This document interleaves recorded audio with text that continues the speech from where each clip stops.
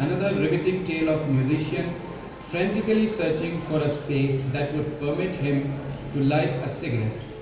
No smoking signboards turn him away from one place to another, impinging the health hazards of smoking upon his subconscious. Yet the protagonist finds it impossible to curb the urge.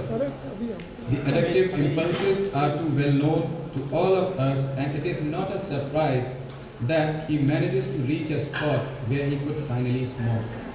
But what happens after that is a story of loss we could never have imagined. Kohler is a wide-ranging and imaginative in his scenarios. How everyday objects like a pencil have an intriguing tale behind them, or the act of inane scratching can have major consequences, and how a stone and its history have possible stories within life is a series of actions that are mired with interpretative possibilities. These highly imaginative stories are also firmly grounded in everyday realities of life, yet they throw new light on them. They do not seek to be didactic, but may nonetheless give many of us who read them cause to reflect events in our own lives and to be more mindful of the happenings in front of us every day. The language has a flow that recreates the environment of the original without the stumbling blocks of moving from one language to another. The translator deserves appreciation for enriching readers of Hindi literature with such a delightful collection. Dr. Negi Chaturvedi is a faculty of history in University of Rajasthan, Jaipur, where she also did a 3-year post-diploma on Jaipur. Thank you. धन्यवाद मयंक। और जैसा कि इन्होंने अपने समीक्षा में प्रस्तुत किया, पेंसिल का टुकड़ा, एक बहुत छोटा पेंसिल का टुकड़ा जिसे फेंक देते हैं हम, किसी प्रयोग का नहीं होता, बहुत छोटा सा पेंसिल का टुकड़ा लेखक चलते चलते उसे रास्ते में मिल जाता है, और वो पेंसिल का टुकड़ा उसके जीवन में कितनी उथल पुथल ला सकता है, ये कल्पना एक लेखक ही कर सकता है। उसके कुछ अंश प्रस्तुत कर रही हैं डॉक्टर मधु चतुर्वेदी। डॉक्टर मधु चतुर्वेदी साहित्यिक गतिविधियों में बहुत सक्रिय हैं, उनका अपना एक काव्य संग्रह प्रकाशित हो चुका है, और इसमें से कुछ अंश प्रस्तुत कर रही हैं।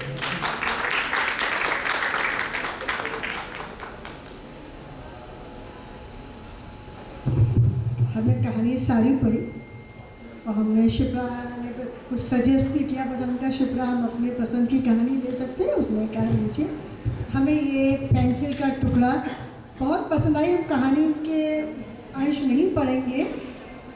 इस कहानी की सबसे बड़ी खासियत है, हमें पहली बार ये महसूस हुआ अनुवाद पढ़ के कि अनुवाद पढ़ना कितना ज़रूरी होता है, कि आप अपनी कहानी, हम लोग अपने घर परिवार समाज का माहौल पढ़ते रहते हैं सारा चीज़ें, लेकिन इन अनुवादों से हमें पूरे दूसरे देश को पढ़ने का मौका मिला। तो पेंसिल का टुकड़ा हम कह सकते हैं ये कहानी एक बहुत अलग शैली में लिखी गई है, इसलिए हमने इसको चुना। कहानी छोटी है और सबसे बड़ी बात ये, कहानी को उन्होंने लेखक ने वही पेंसिल का एक छोटा सा टुकड़ा है, और बात जो हमें समझ में आई है कि वो कहना चाहता है कि एक छोटी सी पेंसिल लेखक से कितना लिखाती है, कहाँ तक लिखाती है कि लेखक का आज अपने ऊपर भी वश नहीं रह जाता, वो उस लेखनी का गुलाम होता है। बहुत सुंदर ढंग से उन्होंने उसे प्रस्तुत किया। कहानी को 6 पेज की मुश्किल से कहानी है, 6 पृष्ठों में उन्होंने उसको 7 भागों में बांटा, 1 2 3 4 5 6 7। और सबसे रोचक प्रसंग इस पूरी कहानी का ये है कि जहाँ कहानी जिस अंश पहले से शुरू होती है और वही पैराग्राफ बार बार, क्योंकि लेखक वो 7 अंशों में उसने कहा है कैसे उसने 7 कहानियाँ लिखी हैं, और वो 7 कहानियाँ तो उसने लेखक ने हर अंश को उस एक पर्टिकुलर वो लाइन हम जरूर सुनाना चाहेंगे। कहानी पेंसिल का टुकड़ा। जब मैंने प्लास्टर किए हुए रास्ते पर जीर्ण शीर्ण पुरानी मीनार के पास पड़े हुए छोटे से पीली पेंसिल के टुकड़े को उठाया था तो कुछ भी और सोचा भी नहीं था, और इसी पैरा के साथ कहानी समाप्त हो जाती है। फिर वो पूरी कहानी है। होता है लेखक की सफ़र का यात्रा में अंतर आता है। एक पेंसिल का टुकड़ा, मैंने सोचा वास्तव में पेंसिल के एक टुकड़े का मैं क्या करूँगा। मैं कितनी अच्छी तरह से कह रहा है कि पहली कविता में वो पेंसिल को उठाता है और वो समझता है कि मैं सोचा नहीं था, लेकिन कहानी जब समाप्त होती है तो उसके अंत में वो यही कहता है कि पेंसिल के टुकड़े को उठाने के लिए मैं झुका।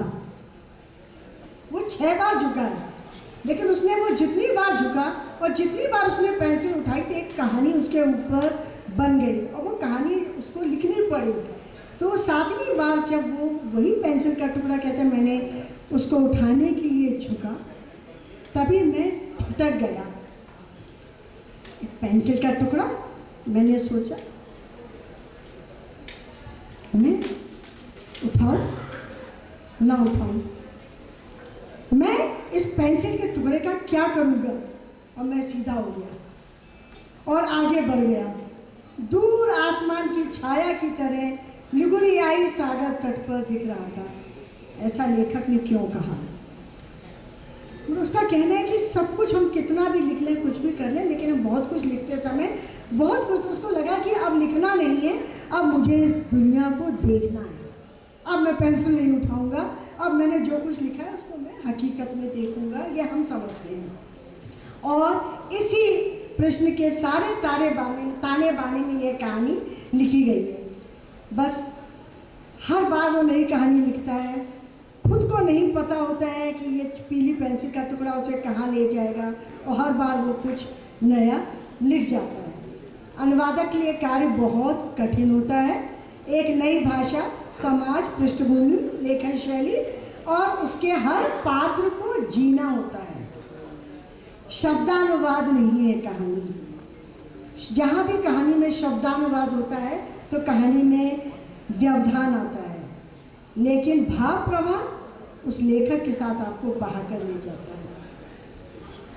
इतना ही इस कहानी के लिए काफ़ी है मेरे ख्याल में। जब आप कभी कभी जब शब्द कहीं, हम ये नहीं कह रहे कि सारी कहानियों में अनुवाद में भावानुवाद हुआ, पर ये बात पहली बार समझ में आई कि जहाँ कहीं पे वो शब्दानुवाद हुआ है तो हमको एक सेकंड में लगा कि इसने कहानी के व्यवधान दिया। ऐसे बहुत थोड़ी सी जगह। शिप्रा जी को बहुत बहुत बधाई इस अनुवाद के लिए। उन्होंने कहानी को पूरी अच्छी तरह से जिया है, उस पृष्ठभूमि को जिया है, और मुझे लगता है कि ऐसे अनुवादों की बहुत ज़रूरत है। और वो इतने स्टूडेंट जरूर तैयार करें कि हम लोगों के पास ऐसे अनुवाद उनके ही नहीं, उनके छात्रों के भी आते रहे। बहुत बहुत बधाई।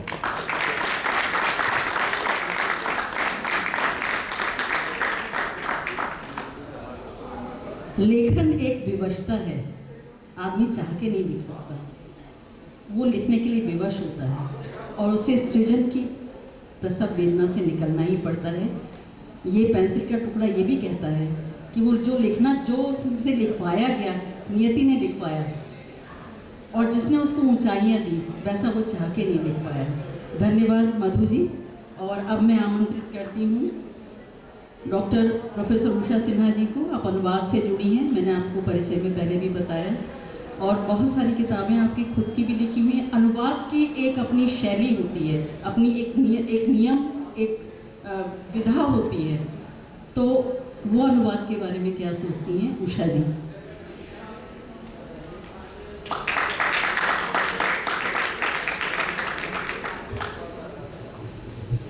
मंचासीन आदरणीय श्री उदय प्रताप सिंह जी, श्री गोपाल चतुर्वेदी जी, लेखिका, मैं लेखिका ही कहूँगी, अनुवादक तो वो हैं, शिप्रा चतुर्वेदी जी, और यहाँ सभागार में उपस्थित अनुवाद प्रेमी और साहित्य प्रेमी जन। सबसे पहले तो मैं डॉक्टर शिप्रा चतुर्वेदी जी को इस उत्कृष्ट अनुवाद के लिए हार्दिक बधाई देती हूँ। शुभकामनाएं, आप इसी तरह से क्षेत्र में आगे बढ़ती रहें और ऐसे ही कृतियाँ आप प्रकाशित करती रहें, और हम सब जर्मन साहित्य से इसी प्रकार परिचित होते रहें। आज का जो दौर है, हम लोग वैश्वीकरण की बात करते हैं, ग्लोबलाइजेशन की, लेकिन मैं कहूँगी कि लैंग्वेज ग्लोबलाइजेशन का दौर है और उसमें अनुवाद की अत्यंत महत्वपूर्ण भूमिका है। उसकी उपादेयता निरंतर बढ़ती जा रही है और असीम संभावनाएं भी हैं। आज इस बात पर लगातार जोर दिया जा रहा है कि भारतीय भाषाओं के मध्य अनुवाद की प्रक्रिया आगे बढ़े और अंतर्राष्ट्रीय क्षितिज पर यदि हम हिंदी को देखना चाहते हैं, प्रतिष्ठापित करना चाहते हैं, तो इस दिशा में विदेशी साहित्य का अनुवाद भी हिंदी में होना चाहिए। और मैं ये कह सकती हूँ कि शिप्रा जी ने ये बहुत ही अच्छा कदम उठाया है और ऐसे ही कदम की आज ज़रूरत भी है। हालांकि अनुवाद का कार्य कोई नया नहीं है, बहुत लंबे समय से ये प्रक्रिया चलती चली आ रही है। आचार्य महावीर प्रसाद द्विवेदी जी ने जब हिंदी के परिनिष्ठीकरण की दिशा में कार्य आरंभ किया था, तो उन्होंने एक बड़ी सुंदर कविता प्रस्तुत की थी। समय नहीं है तो मैं उसकी पंक्तियां नहीं उद्धृत करूंगी, लेकिन उस कविता के माध्यम से उन्होंने आग्रह किया था कि विद्वान अनुवाद की दिशा में आगे बढ़े। और 1880 में भारतेंदु हरिश्चंद्र ने मर्चेंट ऑफ वेनिस का दुर्लभ बंधु के नाम से अनुवाद किया था। 1886 में श्रीधर पाठक ने अनुवाद किया और उसके बाद तो न जाने कितने अनुवाद हुए। और उसके पहले भी बौद्ध साहित्य का अनुवाद हुआ, उपनिषद का, अभिज्ञान शाकुंतलम का, और केवल अंग्रेजी में नहीं बल्कि तमाम पाश्चात्य भाषाओं में भी अनुवाद के कार्य हुए। ये प्रक्रिया निरंतर बढ़ती रही और आज तो जब से ये मशीन ट्रांसलेशन का उदय हुआ है, तो अनुवाद की दिशा में निरंतर प्रगति हो रही है। लेकिन उसके बावजूद आज भी इस बात को अहमियत दी जा रही है कि मशीन ट्रांसलेशन हमारी मदद तो करता है, लेकिन कहीं न कहीं उसमें आज भी पुनरीक्षण की आवश्यकता पड़ती है। बिना उसके वो कंप्लीट नहीं होता। अनुवाद कार्य वास्तव में एक अभ्यास, बहुत अभ्यास की आवश्यकता है, क्योंकि जब तक जिस भाषा से हम अनुवाद कर रहे हैं यानी सोर्स लैंग्वेज, और जिसमें अनुवाद कर रहे हैं लक्ष्य भाषा यानी टारगेट लैंग्वेज, दोनों का ज्ञान होना बहुत ज़रूरी है। और केवल भाषाओं का ज्ञान नहीं बल्कि पूरा अधिकार होना चाहिए। और अधिकार के साथ साथ विषय का ज्ञान भी अत्यंत आवश्यक है, क्योंकि अगर विषय को हम नहीं समझेंगे तो अनुवाद करना नितांत कठिन कार्य है। इसके साथ साथ ये भी ज़रूरी है कि भाषा बिल्कुल स्पष्ट हो, स्पष्टता होनी चाहिए, संप्रेषणीयता हो, बोधगम्यता हो, सुवाच्यता हो, और सबसे बड़ी बात है कि वो अनुदित न प्रतीत हो। उसमें अनुवाद की गंध नहीं होनी चाहिए, वो मूल रचना रहनी चाहिए, ओरिजिनल टेक्स्ट लगना चाहिए। ये महत्वपूर्ण बात है और अनुवादक के लिए भी बहुत सारी जिम्मेदारियां होती हैं। इतना आसान नहीं होता है अनुवाद कार्य करना, और खासकर एक तरफ ज्ञानात्मक साहित्य तो दूसरी तरफ सृजनात्मक साहित्य। ज्ञानात्मक साहित्य का अनुवाद करना फिर भी सहज है, क्योंकि हमारे पास आज टेक्निकल टर्म्स के तमाम कोश उपलब्ध हैं, तमाम डिक्शनरीज हैं जिनकी हम सहायता ले सकते हैं, बायलिंगुअल डिक्शनरीज उपलब्ध हैं। लेकिन जब सृजनात्मक साहित्य के अनुवाद की बात आती है, खासकर पोएम और कहानियाँ, इतना आसान नहीं होता है। उसको पूरी तरह से समझना, आत्मसात करना, और जैसा शिप्रा जी ने एक वाक्य केवल कहा कि भाषा के पीछे उसकी पृष्ठभूमि में उस समाज की पूरी सामाजिक व्यवस्था, पूरी सांस्कृतिक व्यवस्था भी होती है। और जब कहानी में ये पूरी तरह से उभर के आता है ये पक्ष, वहाँ अनुवाद करना बहुत कठिन होता है कि कहीं भी उस सांस्कृतिक पक्ष की अवहेलना नहीं होनी चाहिए। तमाम लोकोक्तियाँ हो सकती, इडियम्स, प्रोवर्ब्स हो सकते हैं जिनका अनुवाद करना और भी कठिन होता है। अब जर्मन में अगर कोई ऐसा इडियम है तो कोई ज़रूरी नहीं कि हिंदी में उसका इक्विवेलेंट मिल जाए। थोड़ा बहुत अर्थ सामने हो सकता है लेकिन बिल्कुल पूरा नहीं हो सकता। मैं इसको पढ़ नहीं पाई हूँ लेकिन पढ़ूंगी अवश्य। और मुझे लगता है शिप्रा जी को इस तरह की कठिनाइयों से दो चार जरूर होना पड़ा होगा, क्योंकि ये होता है प्रायः अनेक शब्द ऐसे होते हैं। हिंदी से जब इंग्लिश में अनुवाद होता तब भी कठिनाई होती, और फिर जर्मन पूरा बिल्कुल अलग परिवेश, भाषा की पूरी व्यवस्था अलग, भाषा की संरचना अलग, हिंदी की संरचना बिल्कुल अलग। तो ऐसे में वाक्य रचना करना, छोटे छोटे शब्दों को बिल्कुल उसी रूप में प्रस्तुत किया जाए या उसे अनुदित किया जाए, आदि आदि तमाम समस्याएं होती हैं। और अनुवादक के दायित्व भी बहुत होते हैं कि वो एक अच्छा अनुवादक अपने को प्रस्तुत करे, साबित करे। ये बहुत बड़ी बात है। और मुझे लगता है कि शिप्रा जी ने, जितना मैंने अभी देखा पेज पलट कर, पत्थर जो इसका शीर्षक है और पत्थर कहानी, इतनी देर में मैंने आधी पढ़ ली और पढ़ करके सच में ऐसा नहीं लगा मुझे कि ये अनुदित कहानी है। देखो ओरिजिनल टेक्स्ट लग रहा बिल्कुल हमारी जो भारतीय संरचना है, भारतीय परिवेश है, बिल्कुल उसी के अनुरूप ये कहानी चल रही है। तो मुझे लगता है कि सारी कहानियों में शिप्रा जी ने पूरा भारतीय परिवेश परिवर्तित कर दिया है। वैसे ही सारे संवाद भी हैं और एक अच्छे अनुवादक की भूमिका का निर्वहन किया है। और वो शायद इसलिए कर पाई कि जर्मन और हिंदी दोनों पर उनका अधिकार था। अगर अधिकार नहीं होता तो संभव बिल्कुल नहीं था। इंग्लिश से तो किया जा सकता आसानी से, न जाने कितने अनुवाद हुए, यहाँ तक कि ग्रियर्सन के लिंग्विस्टिक सर्वे तक का लोगों ने अनुवाद कर दिया कई भागों का। लेकिन जर्मन से, फ्रेंच से, स्वीडिश से अनुवाद करना आसान नहीं है। जितना मैंने जाना है बहुत कठिन है।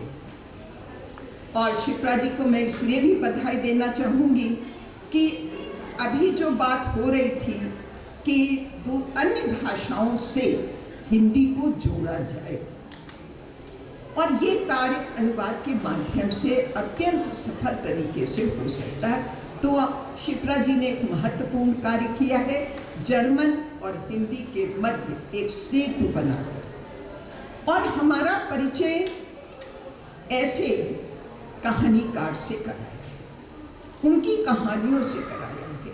हम जर्मन नहीं भी जानेंगे तो भी इसको पढ़ करके हम उनके विषय में बहुत कुछ जान सकते हैं। तो ये एक महत्वपूर्ण आपने भूमिका का निर्वहन किया है, इसलिए भी मैं विशेष बधाई देती हूँ।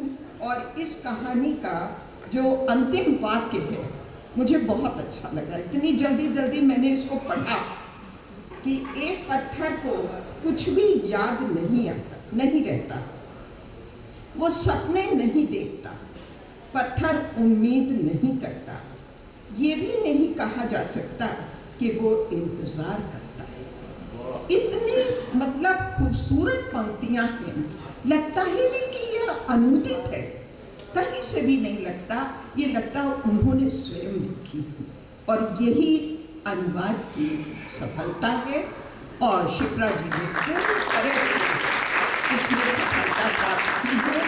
मैं पुनः बहुत बहुत बधाई देती हूँ। आपने एक अत्यंत महत्वपूर्ण भूमिका का निर्वहन किया है और हम लोगों को उससे परिचित कराया है। बहुत बहुत बधाई और शुभकामनाएं।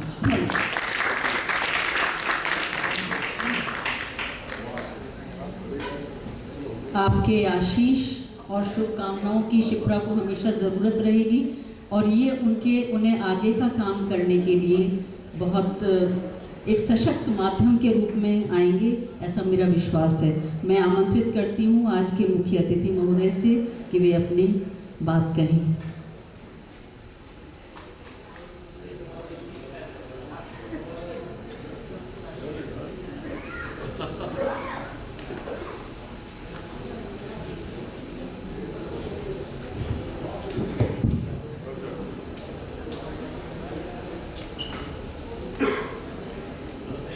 इस समारोह के आदरणीय अध्यक्ष श्री गोपाल चतुर्वेदी जी और जिनकी पुस्तक का विमोचन हुआ है आदरणीय शिप्रा चतुर्वेदी जी और डॉक्टर उषा सिन्हा जी और सभी उपस्थित भाई और बहनों, सबसे पहले तो मैं बधाई देना चाहता हूँ शिप्रा जी को कि उन्होंने एक अनुवाद तो किया ही जर्मनी कहानियों का हिंदी में, हिंदी का जो ख़जाना है उसे भी संपन्न किया है, उसका कोष बढ़ाया है। ये बड़ा ज़रूरी है। हम जब हिंदी को राष्ट्रभाषा होने का सपना देखते हैं तब हम देखते हैं कि जो अन्य भारतीय भाषाएं हैं उनसे भी हमारा परिचय अंग्रेज़ी के माध्यम से होता है, और जब तक अन्य भारतीय भाषाओं का परिचय हिंदी वालों का अंग्रेज़ी के माध्यम से होता रहेगा, हिंदी के राष्ट्रभाषा होने की का फासला दूर होता चला जाएगा। इसलिए उनका अनुवाद तो हो रहा है, लेकिन अंग्रेज़ी का हिंदी में दूसरे देशों की दूसरी भाषाओं का, विदेशी भाषाओं का भी अनुवाद हो। ख़ासतौर से जर्मनी से बड़े पुराने साहित्यिक संबंध रहे हैं भारत के। मैक्स मुलर ने वेदों का जिस प्रकार से अनुवाद किया और बड़ी महिमा बढ़ाई है हिंदी साहित्य की, भारतीय संस्कृति की, वेदों की, उसके लिए जर्मनी और भारत का संबंध बहुत पुराने रहे हैं। हमें कोई इसके लिए अलग से एक कोई साक्ष्य देने की ज़रूरत नहीं। मैं बहुत सब लोगों की संकेत दे रहे हैं कि ज़्यादा देर मत करिएगा। गोपाल चतुर्वेदी जी और मैं भी देख रहा हूँ कि जब एक बाय एक समाप्त होता है भाषण तो कई लोग उठ के चले जाते हैं, लेकिन अब मैं करूँ क्या कि जब याद आ जाती है तो कुछ। मैंने एक बहुत पहले जब मैं एमए में पढ़ता था तो एक जर्मन कहानी का अनुवाद पढ़ा। उस अनुवाद ने मुझे इतना मोहित कर दिया कि मुझे फिर और अनुवाद पढ़ने पड़े और कहानियाँ पढ़नी पड़ी, और उस कहानी का नाम था प्रेम का चमत्कार। हिंदी में कहानी वो पढ़ी, जर्मन कहानी थी। कहानी तब की है जब हिटलर का ज़माना था और नए नए सैनिकों को OTS ऑफिसर्स ट्रेनिंग स्कूल में ट्रेनिंग देके जल्दी जल्दी फौज में के लिए तैयार किया जा रहा था। तो एक नौजवान जो था वो उसमें कैडेट था वो, लेकिन वो उसकी प्रेमिका जो थी वो वहाँ से 8 घंटे दूर की जगह पे रहती थी कि उसे कार से चोरी चोरी जाने में 8 घंटे एक तरफ से लगते थे और 8 घंटे दूसरी तरफ से। और वो कहानी ये थी कि वो शनिवार के दिन दोपहर को परेड की छुट्टी हो जाती थी और फिर मंडे को वो रहता था, इतना उसे समय मिलता था 12 बजे से लेकर मंडे के 10 बजे तक। इसमें वो जाता था, अपनी प्रेमिका से मिलता था, और जो गलत था OTS को ऑफिसर्स ट्रेनिंग स्कूल को बिना अनुमति के छोड़ना, चोरी चोरी जाना, ये इसकी सज़ा थी मृत्युदंड हिटलर के ज़माने में। तो वो जाता था, लेकिन वो जाता था, इतना प्रेम करता था तो वो चला जाता था। एक दफ़े ऐसा हुआ, मैं बहुत संक्षेप कर रहा हूँ कहानी को, एक दफ़े ऐसा हुआ कि बड़े जोर का आंधी पानी अंधड़ तूफान और ऐसा आया कि वो वहीं फंस गया अपनी प्रेमिका के पास, और प्रेमिका ने भी मान के चला कि इसको फांसी की सज़ा होगी और उसने भी स्वीकार कर लिया। अब उन दोनों में विचार विनिमय हो रहा है कि मैं जाऊं कि न जाऊं। तो वो प्रेमिका कहती है कि तुम इसलिए जाओ मुझे पता है कि मैं फांसी हो जाएगी, लेकिन तुम भगोड़ा और देशद्रोही न कहलाओ, इसलिए मैं ये चाहती थी कि तुम चले ही जाओ। और वो अपनी प्रेमिका के कहने से बड़े वो दृश्य उसको मैं छोड़ रहा हूँ, कैसे आपस में विदा हुए भारी मन से, और वो ये मान के चल रहा है कि अब मैं जब पहुँचूँगा तो मेरा, और वो पहुँचते पहुँचते वो मंडे को लगभग 12 बजे पहुँचा अपने, तो वो वहाँ जब परेड ग्राउंड में ले जाके सीधा अपना बैरक में चला गया कि वहाँ पता चल जाएगा कि मेरा क्या होना है। वहाँ जैसे ही वो घुसता है तो वहाँ दो अचरज में पड़ जाता है कि सारे के सारे उसके साथी वहीं हैं और वो सब उससे लिपट जाते हैं और सब खुशी से खूब तालियां बजाते हैं। तो उन्होंने, वो पूछता है कि मेरा क्या होगा? बोले इस OTS के इतिहास में पहली बार इतना अंधड़ पानी और वो हुआ कि ऊपर की तरफ से आज की छुट्टी कर दी गई, परेड कैंसिल कर दी गई और किसी को पता ही नहीं है कि तुम कहाँ गए थे और कब आए, इसलिए तुम बिल्कुल सुरक्षित हो, तुम इसको ये मैंने जर्मन कहानी पढ़ी थी। मुझे क्या लगा कि इसमें तो ये कोई, इसमें किसी देश की सीमाओं की संवेदनाएं नहीं थी, संवेग नहीं थे, प्रेम का आवेग नहीं था, ये वो जो था जो सारे विश्व में समान है। तो कभी कभी अनुवाद इतने अच्छे लगते हैं। वो आदमी जिसने उसने कहा था कहानी, जिसको 10 बार पढ़ी हो, जिसने काकी पढ़ी हो, जिसने जीत की हार सुदर्शन की पढ़ी हो, मैं कहानियों का बड़ा शौकीन हूँ, उसको ये कहानी इतनी पसंद आई कि मुझे फिर बाद में उसी लेखक के और भी बहुत से अनुवाद पढ़ने पड़े। मैं आपको भी विश्वास दिलाता हूँ कि मुझे, आपने जब से दी तब से तो मुझे राजनीतिक व्यस्तताओं से फुर्सत नहीं मिली, तो मैं नहीं पढ़ पाया, लेकिन मैं पढ़ूंगा ज़रूर। एक बात, अंतिम बात कह के मैं आपसे, मेरा परिचय दिया गया ऐसा जैसा कि मैं केवल राजनीतिज्ञ हूँ, ऐसा नहीं है। मैं राजनीतिज्ञ तो कभी नहीं रहा, जब राजनीति में था और जब सांसद था और लोकसभा में और राज्यसभा में भी, तब भी लिखता ज़्यादा था, राजनीति कम करता था, और उसका बहुत बड़ा सबूत है। तो मैं एक दफ़े मुझे ऐसा ही अनुवाद का चस्का लग गया, मैंने सोचा मैं भी अनुवाद करूँ। तो मैं तो कविता लिखता हूँ, कहानी तो लिखता नहीं। तो मुझे कीट्स की वो लव लेटर्स मर्सी मुझे बहुत पसंद थी। अब देखिए, मैं जो कहना चाहता हूँ वो आपको भी असुविधाएं हुई होगी। वो जो हमारी डॉक्टर उषा सिन्हा जी ने कहा कि वो उन कठिनाइयों से 2-4 आपको भी होना पड़ा होगा। वो ये थी कि बहुत से शब्दों के हम वो अर्थ, मुहावरों के अर्थ ही नहीं जानते थे। वो लावलेट एम्सेस मर्सी कीट्स की सबने पढ़ी होगी। What can ail thee knight at arms so lone and palely loitering, the सेज has withered from the lake and no word sing, what can ail thee knight at arms so haggard and so we began the squirrels grinding its own and the harvest is done. फिर वो कहता है, she met me in the midst full beautiful like a fairy child, her hair was long, her foot was light, her eyes were wide. She met, वो कहता है कि she brought me fruits of relish sweet and manna dew. अब manna dew क्या होता है? अब हम सोचे, उसको हमने डिक्शनरी देखी, फिर वो बड़ी मुश्किल से मिला कि ये एक देवताओं का भोजन होता है, अपने यहाँ जैसे अमृत की कल्पना की। तो ये सब हमने पहले तो उनके अर्थ पर लिखे, कहीं ऐसा ना हो जाए, गड़बड़ हो जाए। फिर हमको लगा कि अब उसी मीटर में करना चाहिए, क्योंकि इसलिए होना चाहिए कि मैं YMCA का मेंबर था। तो ये वहाँ पर एक तारे पे एक बहुत, ये बैलेट जो था एक तारे पे आगरा में सेंट जॉन्स कॉलेज में बहुत बजाया जाता था शाम को, व्हाट कैन एल। तो मुझे लगा कि क्यों ना फिर ये हिंदी में बजाया जाए। तो मैंने उसी धुन पे लिखने की कोशिश की। अब मैं उसका अनुवाद आपको सुना रहा हूँ। What can ail thee knight at arms so lone and palely loitering the same, क्या तुमको दुख देता सैनिक क्यों खोए से क्यों हो उदास, पक्षी का कलरव बंद हुआ सूखी झीलों की हरी घास।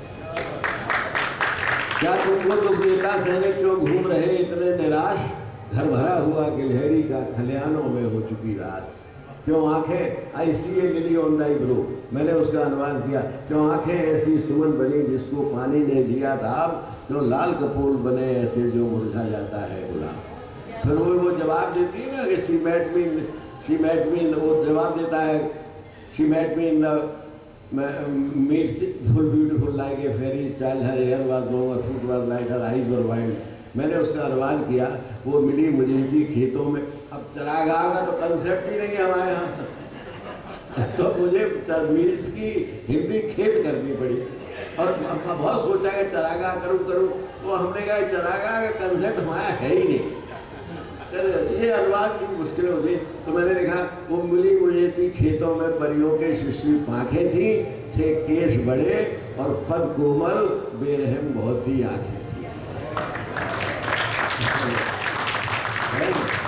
जब हार सुगंधित में देता तब लगती वो हर बार मुझे, इस तरह आँख क्यों भरती थी जैसे करती हो प्यार मुझे, है। फिर खाने को ले आई मैं अमृत सा मधु आहार बहुत, और कहा अनोखी भाषा में मैं करती तुमको प्यार बहुत, है। गुरु कहा, she took me to her elfin grot and there she wept full sore. I shut her wild eyes with kisses for. अब मुझे बड़ा लगा, अब मैं स्टूडेंट था उस समय एमए का, मैंने सोचा ये किसिस फोर को हम हिंदी में कर पाएंगे तो डंडे पड़ेंगे, तो इसलिए फिर मैंने बड़े कौशलपूर्ण ढंग से उसका अनुवाद कर दिया। और मैंने ये कहा कि ले जाकर मुझको अपने घर, वो बिलख पड़ी आंसू भरकर, मैंने उसके आंसू पोंछे, मुख से उसके छू लिए अधर। फिर सुला गई कुछ गागा कर, वो देखा स्वप्न बुरा कितना, इन शरद पहाड़ी ढालों का बस जीवन में अंतिम सपना, कुछ देखे दुखी वीर योद्धा थे जिन्हें मृत्यु भी लाचारी, कहते थे तुमको फंसा चुकी है दया रहित सुंदर नारी। फिर ओठ प्यासे वो देखे जो खुले रहे निज हालों पर, मैं जाग पड़ा खुद पाया उन शरद पहाड़ी ढालों पर, बस यही बात में दुखदाई जिससे मैं खोया सा उदास, पक्षी का कलरव बंद हुआ सूखी थी नदी और मैंने 50 अंग्रेजी कविताओं के अनुवाद है, साम ऑफ लाइफ का किया है, एरो एंड दी सॉन्ग का किया है, फकीर और झिंगुरा का किया है, तमाम मैंने कविताओं का अनुवाद किया। क्यों किया? क्योंकि मन ये करता था कि हिंदी वाले भी ये जाने कि ऐसी ऐसी अच्छी कविताएं हैं। हमारे यहाँ कविता का एक बड़ा निश्चित सा क्षेत्र था, उससे बाहर कविता या तो सामाजिक सरोकार की कविता होगी या प्रेम की होगी या फिर नेताओं गाली गलौज की होगी, तो वो जो है इन सबसे के अलग भी कविता होती है। इसके लिए हमको कभी कभी अनुवाद करने पड़े। मैं आपको एक बार बहुत बहुत बधाई भी देता हूँ और इसके लिए भी आपको धन्यवाद देता हूँ कि ये मुझे आपने मौका दिया कि मैं भी इसका साक्षी रहूँ। बहुत बहुत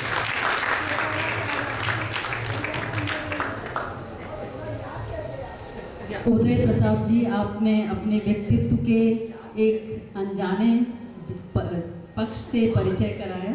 वो परिचय, वो पक्ष जो मुझसे छूट गया था, मैं क्षमा प्रार्थी हूँ, लेकिन बहुत सुखद अनुभव था उसको सुनना आपके मुंह से और इस पक्ष को जानना हम सबके लिए बहुत अच्छा अनुभव था। और अब मैं आमंत्रित करती हूँ श्री गोपाल चतुर्वेदी जी को। पूरे समाज में, राजनीति में व्यंग के बीज मौजूद हैं, लेकिन एक व्यंगकार की दृष्टि ही उस व्यंग को पकड़ सकती है और उसको प्रस्तुत कर सकती है। श्री गोपाल चतुर्वेदी।